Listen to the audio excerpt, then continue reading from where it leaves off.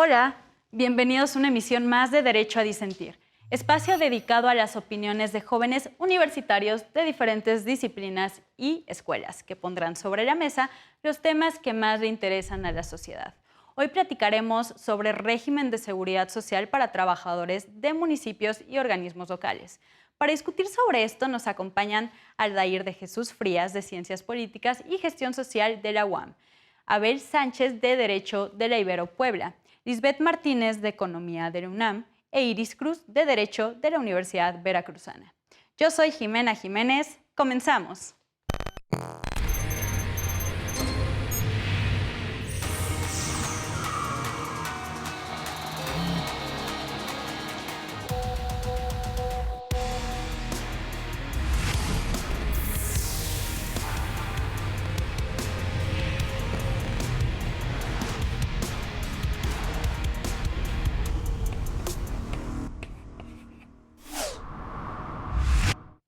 Un grupo de personas que prestaban sus servicios al Sistema del Desarrollo Integral de la Familia en un municipio de Guanajuato, mejor conocido como DIF, reclamaron su inscripción retroactiva en el Instituto Mexicano del Seguro Social y del Instituto del Fondo Nacional de la Vivienda para los Trabajadores, es decir, el IMSS y el Infonavit.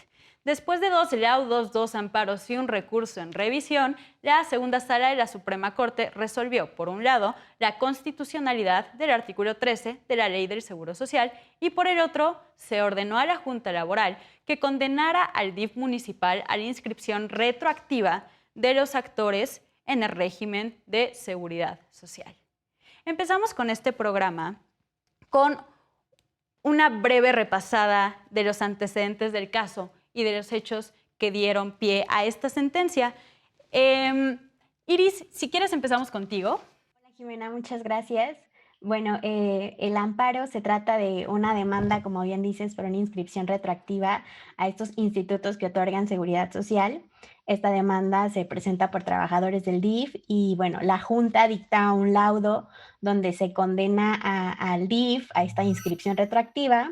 Sin embargo, este organismo paraestatal pues promueve un juicio de amparo ante un tribunal colegiado y este último le concede el amparo, deja sin efecto la decisión de la Junta y ordena que se dicte otro laudo donde se evidencie o no, que ese es el punto, la celebración de este convenio de incorporación voluntaria al régimen obligatorio. Y la Junta, en ese sentido, emite un laudo absolviendo al DIF. Las personas trabajadoras promovieron justamente otro amparo, un amparo directo, porque el razonamiento que estaba en el laudo era en sentido de que no por el hecho de que existiera una relación de trabajo entre los actores y los demandados necesariamente debe de haber seguridad social. Y bueno, como no acreditó el organismo demandado que hubiera celebrado algún convenio, el colegiado niega el amparo a estas personas y pues deja entrever lo indispensable que es la celebración para el convenio. Pero bueno, el caso, como bien dices, llega a la Suprema Corte para su revisión y se analiza justamente la interpretación del artículo que decía que los municipios y las entidades, incluyendo las entidades paramunicipales, pueden celebrar convenios. Ese podrán es la palabra clave que da pie a este razonamiento, a la argumentación que hace la segunda sala para celebrar estos convenios y que así se otorgue la seguridad social. Evidentemente, pues la Suprema Corte no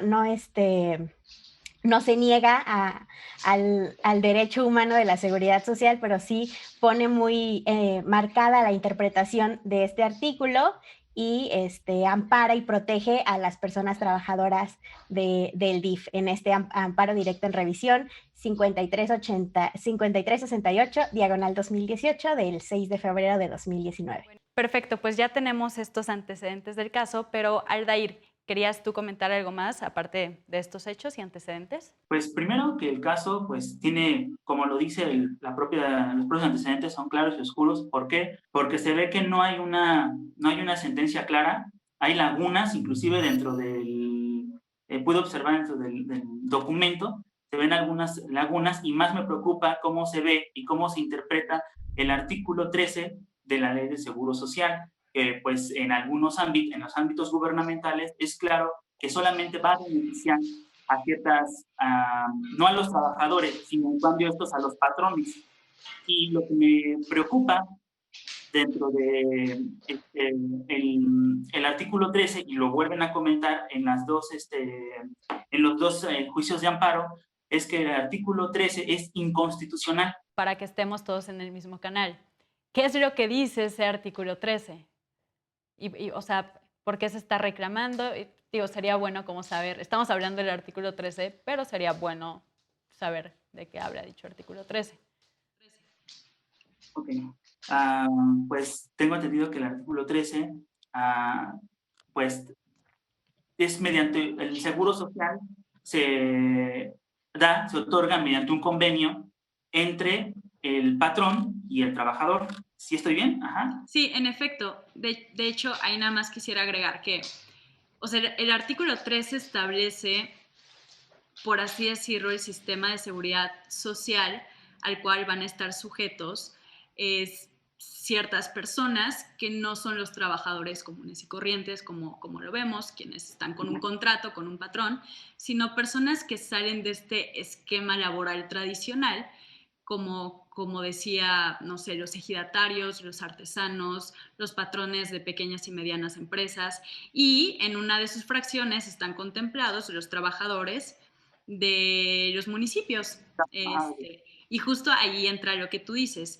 Lo que dicen ahí es que el municipio pues puede celebrar un convenio exacto con alguno de los sistemas de seguridad social que existen en México. Pero bueno, ya te interrumpí mucho. Sigue, perdón, con lo tuyo. Bueno, no te preocupes, está bien para dar contexto. Como te digo, a mí bueno, en cuanto a lo del seguro, el artículo 13 de la Ley de Seguro Social, pues nos dice que no solo va contra, esta ley no contraviene, no solo contraviene el artículo primero constitucional, sino que también va a restringir las relaciones laborales, y esto a su vez va a generar que también se violen los artículos, como lo menciona el artículo primero, el artículo segundo y el 17 y 18 de la Ley Federal de Trabajo, que nos dice cuáles son las protecciones que deben de tener los trabajadores al momento de gozar de un empleo o de la relación laboral que hay suscrita entre el patrón y el trabajador. Ok, perfecto. Ahorita que estamos justo hablando del artículo 13, no sé si alguno de ustedes quieren añadir algo más sobre este artículo, porque es como sobre el que se basa esta sentencia prácticamente. Adelante, Lisbeth. El artículo es parte de lo que se llama estos regímenes de incorporación voluntaria, ¿no? Que son un poco una opción adicional a lo que existe del trabajo formal e informal, ¿no? Es decir, dentro de propiamente adscritos por formalidad a uno de estos regímenes, pero que sí pueden hacerlo de manera voluntaria o a través de sus patrones, ¿no? Ya sea trabajadoras domésticas, ejidatarios, comuneros, pequeños propietarios. Entonces, es parte como de esta diversificación y de estas posibilidades que se ofrecen a los trabajadores para poder acercarse a un régimen de seguridad social. En efecto, así es. Ese régimen de incorporación voluntario solamente haciendo ahí una pequeña precisión, y de hecho ahí mencionando a la Suprema Corte por una sentencia de ellos, desde el 2019 se reformó justo la ley para considerar a las trabajadoras domésticas dentro del régimen obligatorio. Entonces, a mí se me hizo un cambio enorme, pero bueno, no es tema de esta sentencia, si quieren ya después hablamos de esto. Pero Iris, ¿tú querías comentar algo sobre este artículo? Pues como decía al inicio, creo que ahí la palabra fundamental de este artículo es el podrán, porque no, o sea, no, relativamente, esta pudiera entenderse, entre comillas, como de tienes chance o no de garantizar la seguridad social, pero realmente no dice eso. O sea, la interpretación de la Suprema Corte va encaminada de puedes celebrar con el instituto este convenio. Por eso no te exime a ti que tengas que garantizar la seguridad social. O sea, la seguridad social es un derecho humano que sea, y como todos los derechos humanos, han tenido una lucha, han tenido antecedentes que hoy permiten que se tenga una legislación. Me parece que que no nada más los derechos humanos son un ideal de lo que tendría que ser, o sea, sino ya hablar de un sistema argumentativo que nos permita tener las herramientas para hacerlos valer. Y pues bueno, la Suprema Corte aquí lo que hace es evidenciar que no significa esta interpretación que no debas de garantizar. De hecho, lo analiza a través también del artículo 123, que habla precisamente de todas las condiciones laborales, que incluye también la seguridad social. Me alegra muchísimo que hayas mencionado el artículo 123. Es un artículo histórico en México, ¿no? De hecho, viene de una tradición histórica de la Revolución, donde se le da más peso a los derechos de los trabajadores. Entonces, pues bueno, se integra ya en la Constitución de 1917 este famosísimo artículo 123, que ya establece todos los derechos laborales que deben de tener tanto las personas particulares que trabajan bajo este sistema laboral y también para los trabajadores del Estado. Entonces, está buenísimo que ya lo menciones. A ver, conforme a todo esto que estamos diciendo, me gustaría saber también tu opinión de lo que diga el artículo 13, la interpretación de la Corte. Adelante. Sí, gracias. Ya mucho se ha hablado del tema de la seguridad social, pero ¿qué es la seguridad social? ¿Cuál es la finalidad de seguridad social? Para esto tenemos el artículo 2 de la Ley del Seguro Social, que establece cuál es la finalidad, y la finalidad de esta es garantizar el derecho a la salud, a una asistencia médica, a servicios sociales, de protección de vivienda y sobre todo proteger a los trabajadores y a las personas para que puedan disfrutar de todos aquellos derechos. Con relación al artículo 13, establece, como ya bien dijeron mis compañeros, que pueden ser de un régimen voluntario, obligatorio, en su caso, ¿no?, para los trabajadores formales e informales, y se relaciona con el 123, donde establece que todas las personas, como un derecho humano, tienen el derecho a un trabajo digno, y para que tenga un trabajo digno, desde mi punto de vista, debería tener este derecho, que es el acceso a una seguridad social. También, con relación a esta misma derecho que tenemos en la Constitución, están los convenios internacionales, en el cual, por ejemplo, está la Declaración Americana de los Derechos Humanos y Deberes del Hombre, en su artículo 26, el artículo 22 de la Declaración Universal de los Derechos Humanos, el artículo 9 del Pacto Internacional de los Derechos Económicos, Sociales y Culturales, el artículo 9 también del Protocolo Adicional de la Convención a la Convención Americana de los Derechos Humanos en materia de derechos económicos, sociales y culturales. Esto manejándolo como un derecho al acceso a la seguridad social. Por otra parte, también está el convenio 102 de la Organización Internacional del Trabajo con la relación a las prestaciones mínimas que deben contener o que deben obtener los trabajadores, ¿no?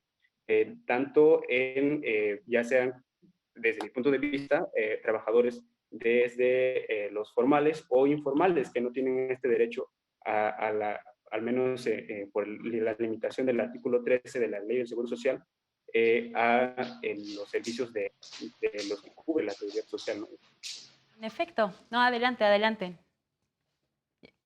Creo que en añadiduría de lo que dice Abel, y ya dándole un poco al tinte internacional, ya que sacó los tratados, pues también sería importante mencionar que, como bien lo ha dicho la Corte Interamericana de Derechos Humanos, que es quien interpreta la Convención Americana sobre Derechos Humanos y que México es parte, y que con la reforma de 2011 pues nos toca acatar todo lo que emane de la Corte Interamericana y también analizarlo, pues justo en consonancia con lo que decía Abel, pues la seguridad, o sea, si tú violentas el derecho a la seguridad social, no nada más es como violento un solo derecho, o sea, no, la misma naturaleza interdependiente de los derechos humanos, pues justamente puede generar otro tipo de violaciones y bueno, la seguridad social tiene una finalidad que es asegurar a todas las personas pues una vida digna, como bien lo decía Abel,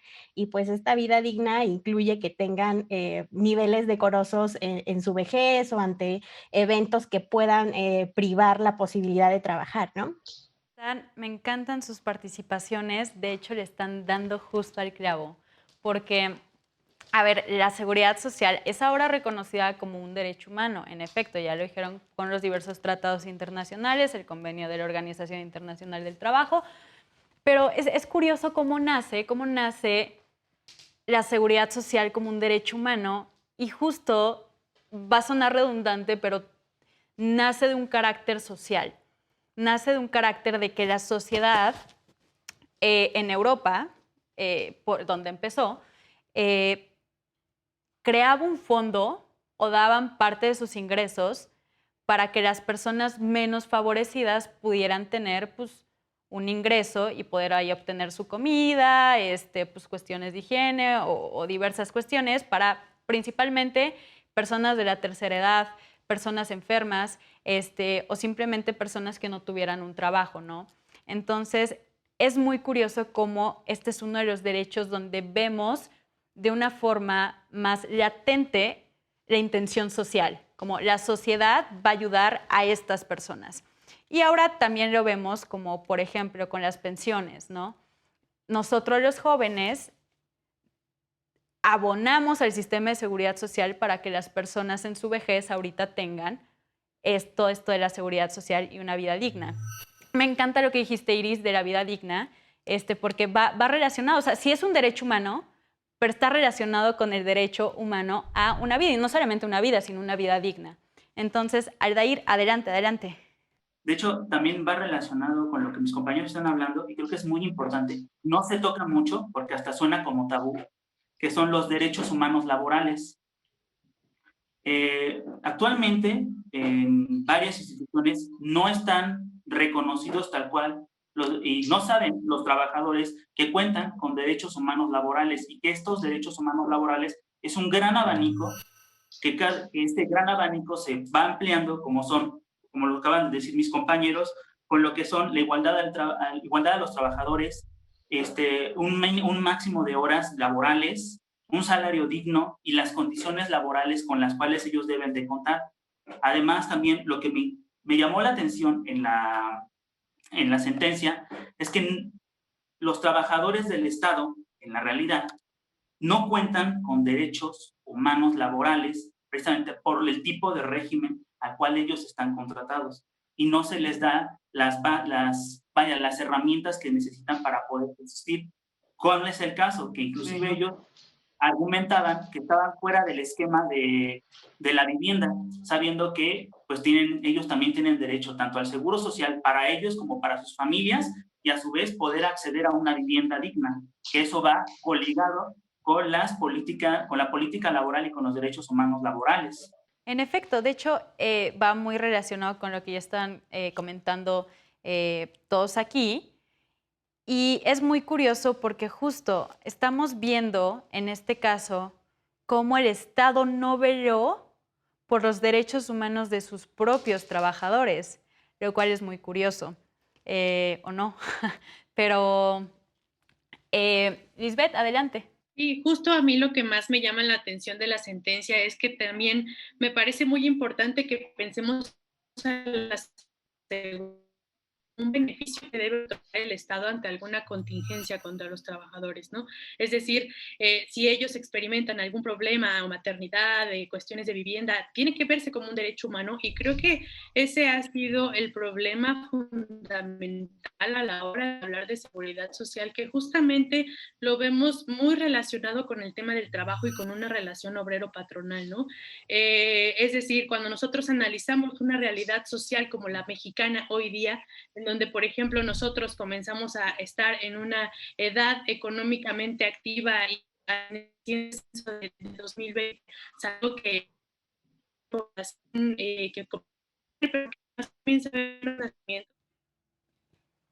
que en unos años nosotros vamos a hacer en este población mayor. Es importante en el tema de la seguridad. Un tantito, Lisbeth. Lisbeth, ¿me escuchas? Ah, es que te estás cortando. Sí, hay un poco de interferencia, supongo, por ahí. Te escuchas un poco cortada. Y lástima porque lo que estás diciendo está muy interesante. Pero ¿saben qué? podemos aprovechar para irnos a corte en este primer bloque y podemos regresar retomando tu participación, Lisbeth, ¿sale? Entonces, esto es Derecho a Disentir. Yo soy Jimena Jiménez. Regresamos.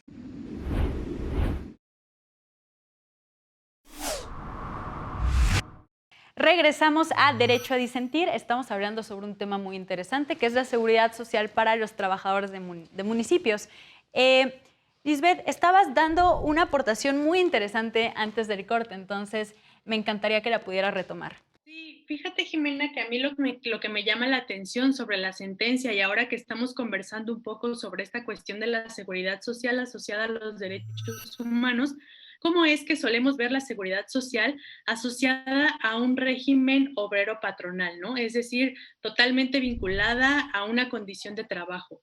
Sin embargo, cuando nosotros pensamos qué pasa con una realidad como la mexicana, como la realidad actual mexicana, en donde existe una gran cantidad de población que está desvinculada de ese régimen formal y que justamente es algo que se ha estado discutiendo mucho en los recientes intentos de reforma a este régimen, para el caso, por ejemplo, de la cuestión de las pensiones, ¿no? Entonces, si nosotros pensamos cómo podemos asegurar un régimen de seguridad social para una sociedad como la mexicana, pues evidentemente también tenemos que contemplar no solo a los trabajadores formales, sino a los trabajadores informales, ¿no? De ahí la importancia que existan estos regímenes de incorporación voluntaria y de ahí la importancia entonces de discutir cuál es el papel de los patrones y cómo es que podemos hacer para que estas personas que de alguna manera no tienen ese acceso a la seguridad formal puedan incorporarse, ¿no? Y es decir, pensando en cómo ahora con los más recientes resultados del censo de INEGI que arrojaban que ya la pirámide poblacional comienza a invertirse un poco, ¿no? Es decir, comienza a haber menos nacimientos, pero nosotros que somos población económicamente activa, en algún momento vamos a ascender a esa población mayor que va a requerir de tener al menos la certeza de esa seguridad social, ¿no? Entonces, ¿cómo podemos desde ahora comenzar a pensar en un régimen y justo con esta discusión de cómo puede modificarse este régimen de seguridad social, específicamente hablando del tema de las pensiones, para que todos tengamos acceso, ¿no? Y para que entonces aseguremos un retiro digno, ¿no? Y aseguremos una vejez, al menos no en condición de pobreza o de precariedad. Estás abordando un tema sumamente interesante. De hecho, no es solo un problema en México, según datos de la Organización Internacional del Trabajo. 1 de cada 5 personas son las personas en edad laborable y que están trabajando, que tienen acceso a estas condiciones mínimas de seguridad social, es decir, un 20% más o menos de la gente que trabaja en el mundo. Y sí, es todo este rollo de las pensiones para las personas de nuestra edad. Hay un escenario no muy alentador a futuro, justo por las razones que estás diciendo, por las cuestiones de edades que ya hay hoy en día, como lo dice el censo del INEGI. Pero Iris, querías mencionar algo sobre lo que Lisbeth dijo. Y sí, justo con lo que dice Lisbeth en el sentido de que nos va a tocar a nosotros, la oigo muy con un tinte muy alentador, pero pues sí preocupa un poco la situación del IMSS y del ISSSTE, o sea, como bien lo decía Lisbeth, o sea, el envejecimiento y como tú también lo mencionabas, el envejecimiento ha aumentado y la tasa de natalidad ha disminuido.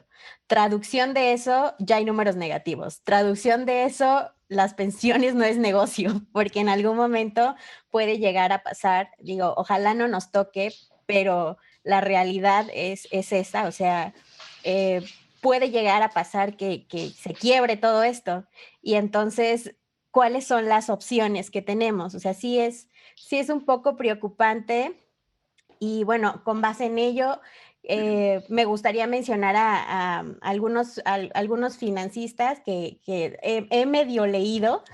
No soy especialista en finanzas porque soy abogada, me gusta más otro tinte derecho humanero, pero pues hay propuestas justamente para que el sistema de pensiones no caiga o no tenga un efecto negativo para las personas que en algún momento pues puede ser que aspiremos a tener una pensión de vejez o aspiremos a tener una pensión que nos permita, como lo decíamos hace ratito, tener una vida digna.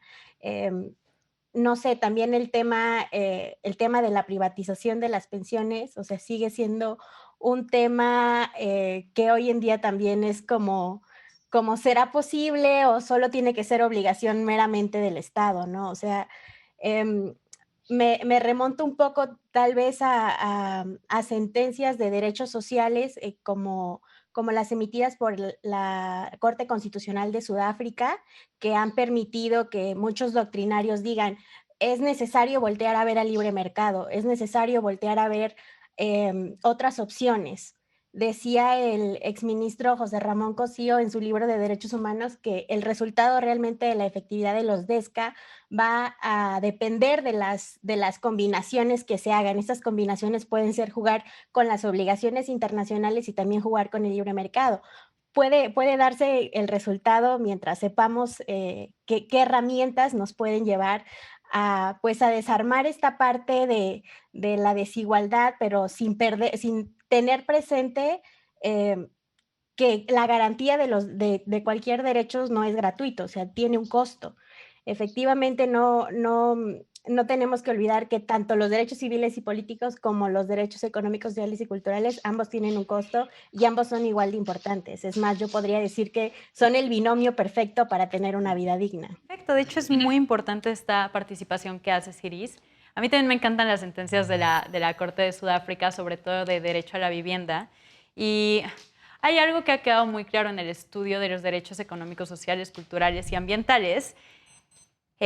Como bien lo dijiste tú, los DESCA, hay una particularidad. Los derechos humanos tienen que ser efectivos, ¿no? Tienen que poderse ejercer por las personas. Pero ¿cuál es el problema de estos derechos? Que son caros, son muy caros, de hecho. Entonces, pues vaya, en lo que le estás garantizando a una sociedad que tenga el debido acceso a la cultura, el debido acceso a la seguridad social, un medio ambiente totalmente sano y todas esas cuestiones cuestan y cuestan muchísimo. Entonces, hacer efectivo estos derechos es todo menos sencillo, pero no por ello se debe de tirar la toalla y decir como, son caros, pues ni modo, ¿no? Entonces, justo está este principio de progresividad de los DESCA, ¿no?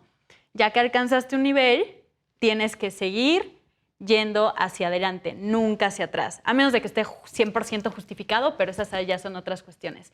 Aldair, tú querías mencionar algo anteriormente de lo que estamos platicando en el corte. Bueno, agregando lo que mi compañera Iris decía, pues sí es cierto, el sistema de pensiones está, pues yo creo que tiene varios defectos que se necesitarían reestructurar. Por ejemplo, yo lo veo desde el ámbito como político y sector social. Nosotros como tomadores de decisiones tendríamos que reestructurar las instituciones públicas y gubernamentales para poder crear un esquema que abarque tanto a los trabajadores formales como informales, porque precisamente uno de los derechos humanos laborales es el acceso a la seguridad social, que obviamente como aquí en México trabajamos en la informalidad, se deben de crear políticas sociales y políticas laborales que apoyen a los trabajadores, tanto del Estado como los que no. Inclusive la política laboral menciona la observancia de la política salarial. En el esquema de la política laboral hay 5 aspectos, que son la política de empleo, que es generar más empleos para poder, mayor inversión para poder generar más empleos, una política salarial que esté a nivel de la oferta y la demanda para que puedan los trabajadores adquirir más productos. Esto viene como a la adquisición de la economía, y también dentro de la política laboral hay algo muy importante que también habla en la sentencia, que es el artículo 123 constitucional, que de ahí deriva a la Ley Federal del Trabajo. Entonces a mí se me hizo muy importante ver los dos aspectos que son el apartado A y el apartado B, porque ninguno de los dos está excluido, debe estar excluido del sistema de seguridad social. Inclusive hasta la propia Ley Federal nos lo dice, el artículo 123 debe proteger a los trabajadores, tanto formales como informales, porque es un derecho de todo ser humano adquirir tanto vivienda como adquirir una seguridad social. Entonces yo creo que lo veo desde el ámbito político y desde el ámbito del Estado, que se deben crear políticas sociales y políticas laborales que protejan a los trabajadores y que se puedan crear esquemas que beneficien tanto a los trabajadores como a sus beneficiarios, en este caso las familias. también me gustaría agregar algo que mi compañera Iris hizo muy importante, que es lo de la privatización de pensiones. ¿Eso que está generando? Que pocas personas, es como un goteo, solamente pocas personas van a poder adquirir pensiones y a su vez va a ser un lujo adquirir una vivienda, ya sean los programas del INVI, de lo que sea, pero va a ser un lujo para ciertas personas poder adquirir vivienda, que es lo que se ha visto, y lo veo yo como servidor público, que es el sueño de todo mexicano es adquirir vivienda y un trabajo estable. Ese es el sueño de todo mexicano. Entonces yo creo que el Estado debe de diseñar, políticas públicas, políticas sociales y políticas laborales que se vean desde la perspectiva de los trabajadores. Hay algo que se llama top-down, es de arriba, hay políticas públicas que se diseñan de arriba hacia abajo y de abajo hacia arriba. Por lo regular en el gobierno mexicano hay políticas públicas, políticas sociales y políticas laborales que siempre se diseñan de arriba hacia abajo. Entonces se pierde el aspecto de la vista de los trabajadores, solamente se ve desde una perspectiva, pues ahora sí, diríamos, desde una perspectiva de poder, ¿no? El diseñar estas políticas. Entonces se pierde la objetividad. Y entonces en México también lo que yo he visto, y desde mi perspectiva lo veo, es que en México, pues desgraciadamente diseñamos programas sociales, políticas públicas, políticas sociales llamadas como elefantes blancos, que solamente, lo veo desde este punto, ¿qué son los elefantes blancos? Pues así se les llama a las políticas públicas que son muy bonitas, pero no aportan nada. Simplemente se van chupando los recursos y no dan soluciones que deben dar al Estado y a la sociedad, porque precisamente, lo digo, las políticas públicas son creadas para, como lo dice Julio Franco Corso, para poder atacar los problemas sociales. Entonces, se necesitan políticas públicas que sean diseñadas a largo plazo, para que esas políticas que sean diseñadas a largo plazo puedan inclusive poder absorber y proteger tanto a los trabajadores formales como informales, porque desgraciadamente en México no hay cultura en el diseño de las políticas públicas. Entonces, ¿cómo el gobierno qué hace para poder tener una acción, para poder dar una ayuda? ¿Qué se hace? Pues diseña programas y políticas públicas. Mediante esos programas y políticas públicas es que combate los problemas sociales, pero si no hay buenos diseñadores de políticas públicas que sepan implementarlas, pues volvemos a un vacío que no beneficia a nadie. Claro, por supuesto. De hecho, o sea, no quiero criticar a ningún gobierno en turno ni demás, pero me sonó mucho a lo del salario rosa. O sea, dar dinero a las mujeres no va a solucionar el problema que hay de fondo. Entonces, me parece, justo se me vino a la mente esto que tú estabas comentando de las políticas públicas, lo cual es muy, muy interesante. Y aparte que el trabajo formal en nuestro país termina siendo un privilegio, cuando no debería de ser así. Y también el trabajo informal, pues o sea, informal también, ¿cómo lo definiríamos? Pero el punto aquí es que tanto formal como informal debería de tenerse el acceso a la seguridad social, ¿no? Entonces por eso se creó el artículo 13 que estamos estudiando, justamente. Y pues quizá aquí podamos regresar un poquito a lo que estábamos diciendo de la sentencia, o si quieren abordar algo más de lo que está diciendo sus compañeros, pero creo que Abel tenía algo muy interesante que decir al respecto. Pues a mí me parece sobre todo importante también como un punto de avance a la protección del derecho al acceso a la seguridad social, como ya lo plantearon los compañeros, que la Suprema Corte de Justicia atraiga este caso como un caso de trascendencia y relevancia, ¿no? Para, pues, de cierta manera darle protección jurídica a los trabajadores y que tengan esta herramienta para que mediante, ya por la vía jurídica, puedan exigir aquello que se les negó, que el patrón o el que hace el contrato, pues, les niegue el servicio o no les inscriba ante el Seguro Social. Como te comentaba hace un momento, a mí me pareció que dentro de la sentencia, cuando se revisaba la constitucionalidad del artículo 13 de la Ley del Seguro Social, pues me parecía que que la Suprema Corte de Justicia dejaba a la voluntad de los estados, más bien, si querían legislar sobre esa temática en cuanto a inscribir o no inscribir a los trabajadores, ¿no? El artículo 16, su fracción sexta, el artículo 116 de la Constitución, fracción sexta, le da esta facultad a los estados a legislar en materia de seguridad, a legislar dentro de sus colindancias, perdón. En la sentencia se dice que en las entidades federativas hay libertad configurativa en este tema. Y eso me parece completamente sano en un sistema federal, que no todo esté centralizado y que las entidades federativas y los municipios tengan pues, cierta competencia residual en estos temas, ¿no? Entonces, pues aquí lo que se menciona en la sentencia es que los municipios pueden elegir en qué régimen inscriben a sus trabajadores y no tienen que optar obligatoriamente por uno o por otro, sino que está en su libertad. Ojo, que eso no quiere decir, como bien lo decía Iris, el podrán darles seguridad social, ese podrán. El podrán es, pueden elegir el sistema, pero siempre tienen que darlo. La cuestión aquí está en cómo hacer que el municipio, en este caso, o el estado de Guanajuato, dé esa garantía a los trabajadores que no tengan un trabajo formal, ¿no? Porque, como bien dices, y en la sentencia determinó la Suprema Corte, que tenga esa voluntariedad de decidir en qué régimen inscribirlo o no, no eximía a este organismo descentralizado a negarle, o sea, el derecho al acceso a la seguridad social.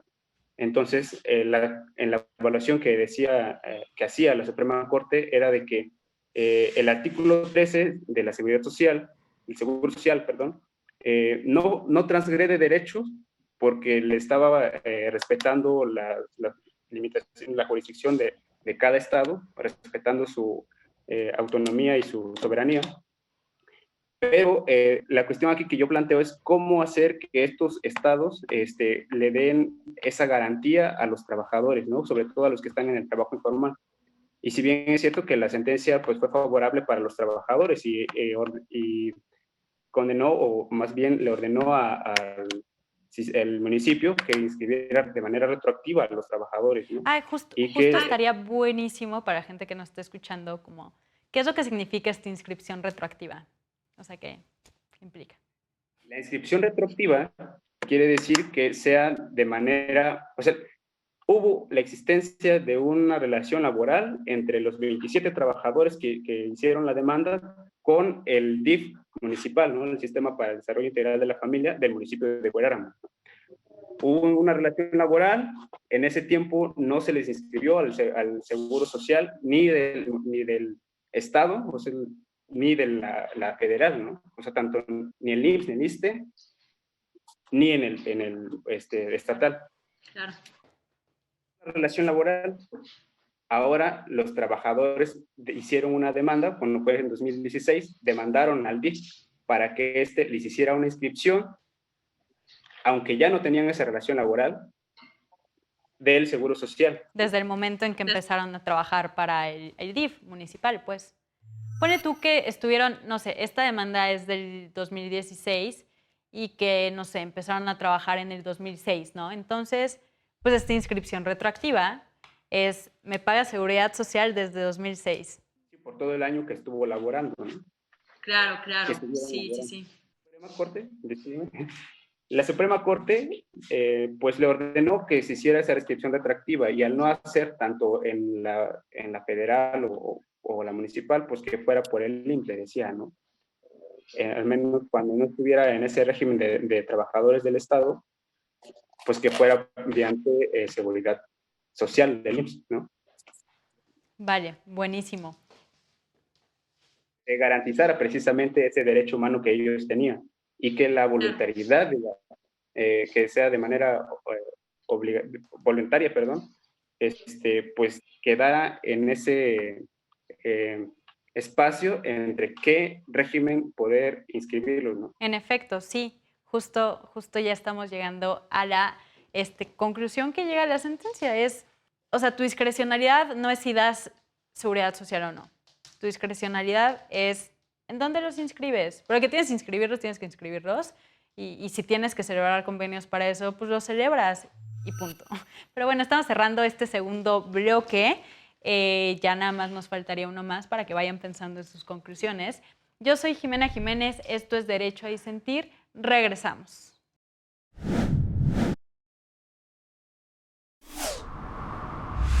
Regresamos a este programa de Derecho a Disentir, donde estamos hablando sobre la seguridad social, sobre todo para los trabajadores de los municipios que están ahí en un régimen un poco turbio. Entonces, bueno, sigamos con lo que estábamos comentando de la sentencia y las participaciones anteriores. Iris, ¿querías agregar algo? Sí, pues ya nada más como para darle finiquito al tema, primero con lo que decías respecto a que sí es cierto, bueno, lo que decía Abel también, respecto a sí es cierto, se faculta a los estados para que ellos decidan cómo legislar, eso ni siquiera está a discusión, pero como decía Joseph Raz en un ensayo de Derecho y Moralidad, o sea, es imposible gobernar únicamente con leyes generales, ¿no? Pero justamente las leyes que emanan o las leyes particulares pues deben de guardar coherencia con estas leyes generales. Y si nuestra Constitución y tratados internacionales reconocen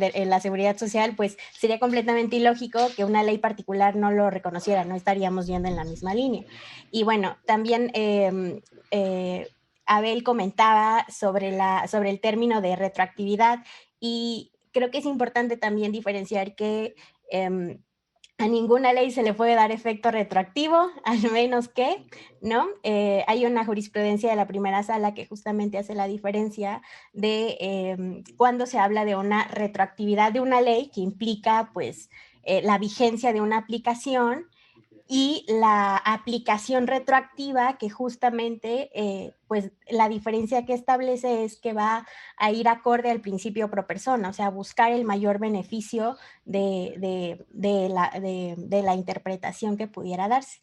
Y bueno, ya nada más como para finalizar ya este bloque, a mí me hubiera gustado ver en la sentencia, creo que un poco de doctrina, creo que hay como en esta cuestión de terminología que decíamos al principio, creo que pudimos haber abordado un poco de interpretación y argumentación. No sé, se me ocurre en este momento a Ricardo Guastini cuando dice cómo tiene que ser la interpretación, que tiene que llevar una función gramatical y una función lógica. Creo que eso pudo haber explicado o pudo haber hecho que esta sentencia, que como bien decía Aldair, pues se debe de leer como para todos. La justicia tiene que ser accesible para todos, entonces, para todas y todos. Entonces, creo que a mí me hubiera gustado ver un poco de doctrina que muchas veces no tiene un lenguaje tan técnico y tan jurídico y puede llegar a explicar qué es lo que quiso decir la Corte o por qué tomó esa decisión, ¿no?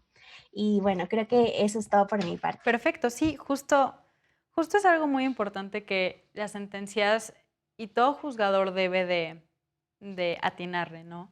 De saber poder explicar lo que está resolviendo de la forma más sencilla y más digerible. Lo que bien me había mencionado mi jefa, que es la Coordinadora General de Asesores de la Presidencia de la Suprema Corte, a la cual hago mención aquí, que es Fabián Estrada, me dijo una vez algo muy atinado de que hacer una sentencia es como contar un cuento. Entonces, pues obviamente tienes que ir con el inicio, el desarrollo, el clímax, el desenlace y pues todo eso que se necesita para una lectura más sencilla de poder ver una sentencia. Entonces, justo es lo que se intentó hacer con este programa, ¿no? Empezar con los conceptos, qué es esto, qué es aquello, qué es lo que dice el artículo y pues bueno, ya ir aterrizando todo esto. Entonces, pues es una excelente aportación que hace Iris. ¿Quieren comentar algo más antes de las conclusiones sobre este tema? Pues yo sí. Sí, adelante, Aldair. Mira, algo que me gusta del derecho es precisamente casi todo, pero lo más bonito que me gusta es la jurisprudencia. ¿Por qué la jurisprudencia? Porque gracias a eso anteriores casos se pueden volver a tocar y establecer cuáles son los nuevos derechos que se deben establecer para el afectado en este caso, ¿no? Otra cosa que me llamó la atención es que yo también propondría, como comentaba el compañero Abel y la compañera Iris, es, en mi caso, yo plantearía reestructurar las instituciones sociales, por ejemplo, el IMSS o el ISSSTE, que precisamente están creadas pues, para dar una solución al seguro, ¿no? Que todos puedan acceder al seguro social, al IMSS o al ISSSTE. Entonces, yo propondría, pues, primero, México tiene muchos problemas, todos lo sabemos. Muchas desigualdades afectan a nuestro país y precisamente como tomador de decisión, como Estado, se deben dar soluciones, pero no soluciones a corto plazo, porque parece que todos los gobiernos anteriores han dado soluciones a corto plazo y dicen, ya, finiquito, se solucionó el problema, pero no has visto el trasfondo. ¿Cuál es el trasfondo? Que yo lo veo. El trasfondo son, ¿qué piensa la sociedad? ¿Cuáles son los problemas que enfrentan día con día? Y si en verdad las instituciones públicas han dado solución a las demandas, porque precisamente una institución pública está para dar solución a las demandas sociales que aquejan a la ciudadanía. Entonces, yo propondría, pues, en primero, establecer políticas sociales que protejan tanto a los trabajadores formales como informales, tanto a los trabajadores del Estado que no cuentan porque cuentan con este convenio, porque también otra cosa que quería comentarles es que yo también vi como mal dentro de cómo se maneja el gobierno es estos tipos de convenios. Yo lo he visto en las alcaldías aquí en la Ciudad de México, que hay muchos trabajadores que no tienen acceso a la seguridad social, están contratados en el gobierno, en las alcaldías, pero no tienen acceso a la seguridad social ni acceso a la vivienda. Entonces, esa jurisprudencia que hablan sobre los convenios, que hablan los municipios, me recuerda también a que muchos trabajadores del Estado en las alcaldías no cuentan con esta información de que gracias a este convenio ellos pueden exigir la incorporación a ellos del seguro social y a la vivienda digna. Entonces yo creo que también sería bueno replantearnos si está bien lo que nos dice el artículo 13 de la Ley del Seguro Social sobre el convenio. Yo lo veo más como un candado que como una solución a la problemática que está teniendo el patrón y los trabajadores. Claro, es un comentario muy importante. De hecho, voy a traer un tema que no habíamos tocado, pero justo lo que sucede con varios de los trabajadores y trabajadoras de la administración pública, pero que son, no sé, contratados para labores de limpieza u otras cuestiones de ese estilo, lo hacen por medio de outsourcing. Entonces no son contratados directamente por la dependencia pública, o sea, no los contratan como servidores públicos, ¿no? Sino que pues, contratan una empresa por aparte para que esa empresa por aparte haga las labores de limpieza dentro del edificio público. Entonces, pues están trabajando en un edificio público, pero no son necesariamente trabajadores de la institución pública. Y es algo que ha sido como muy criticado, sobre todo últimamente, y justo se están haciendo como las reformas para poder regular esta cuestión. No sé si quieran comentar algo sobre eso. Pues, por ejemplo, sí, me gustaría comentar eso del outsourcing. Creo que, bueno, yo siempre he argumentado que el outsourcing, perdón la expresión, es como un animalito pequeñito que nos va dañando, porque el outsourcing precisamente no defiende a los trabajadores, sino al contrario, se ha visto que varios trabajadores contratados mediante este esquema sufren demasiadas violaciones a derechos humanos laborales.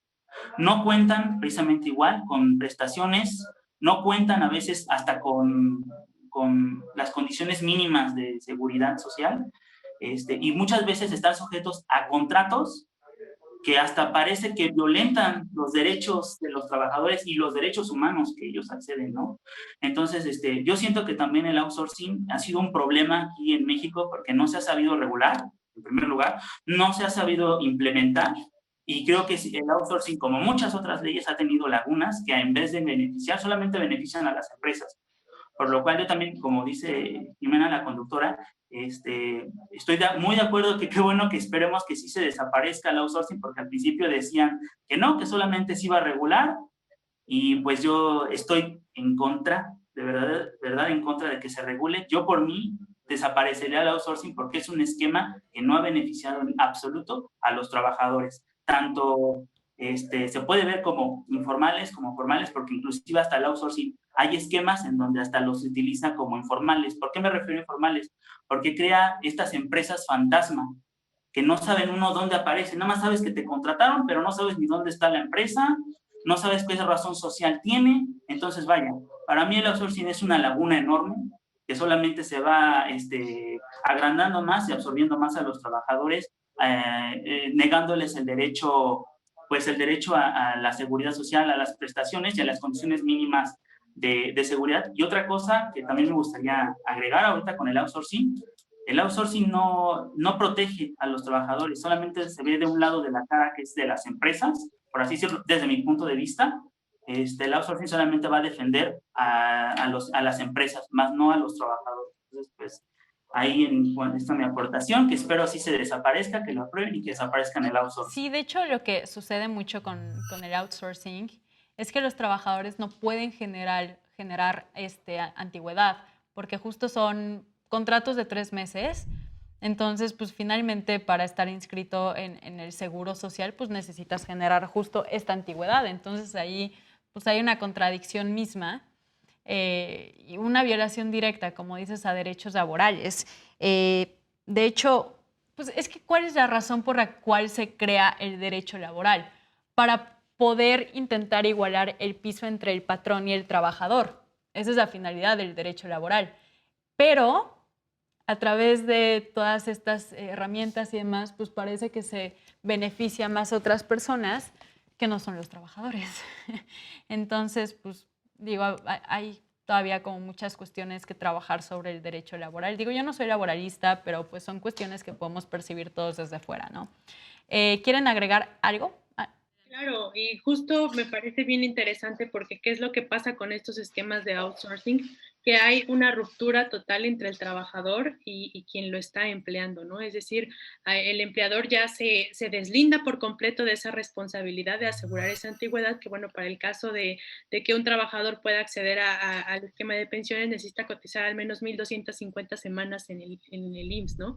Entonces justo existe como esa ruptura y creo que a mí lo que ahora han salido un montón de temas y ojalá tuviéramos más tiempo para discutir, porque todo esto es muy interesante y algo que se me queda mucho en la sentencia y con lo que yo quisiera concluir, digo, yo no soy abogada, pero todo lo que han comentado hasta ahora me llama mucho la atención y me surgen muchas problemáticas que podemos asociar con esta sentencia, ¿no? Es decir, ¿cómo podemos ver en esta sentencia y en este régimen de incorporación una problemática que está muy presente en la sociedad? Y cuando hablamos entonces de el esquema de seguridad social como un mecanismo que de alguna manera permita acortar las brechas de desigualdad, creo que es muy valioso preguntarnos cuál es la responsabilidad de cada sector de la sociedad para poder satisfacer y garantizar la seguridad social para todas y todos, ¿no? Es decir, en el caso del gobierno, ¿qué le corresponde al Estado hacer, no?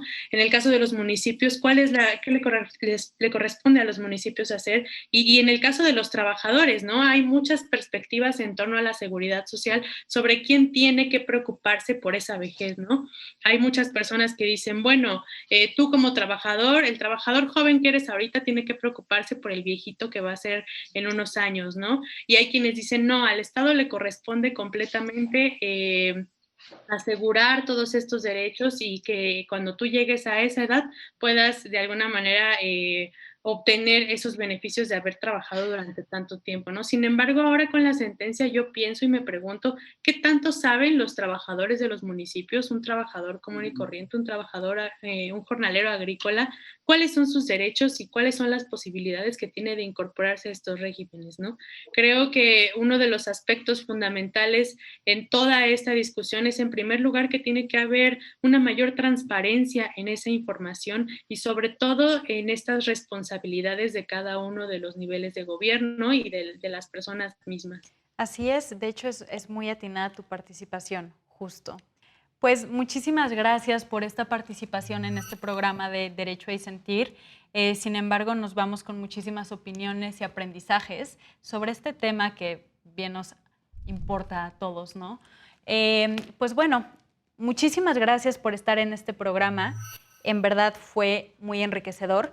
Yo soy Jimena Jiménez. Esto fue Derecho a Disentir y no olviden utilizar su cubrebocas y mantener la sana distancia. Nos vemos.